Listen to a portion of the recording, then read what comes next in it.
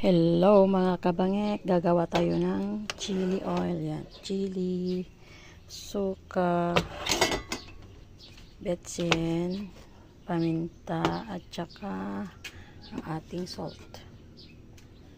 So mainit ng ating mantika, ilagay na natin ang ating chili.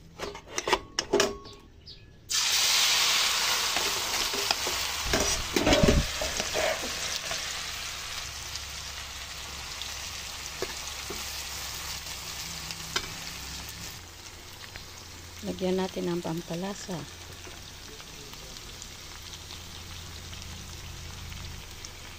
Asin.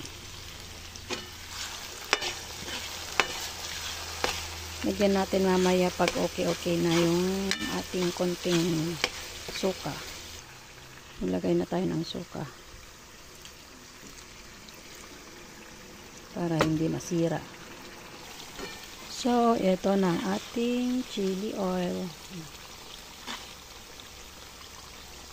Ayan na. Okay na to. Lagay na natin sa lalagyan natin. Thank you for watching guys. Love you all. Bye-bye.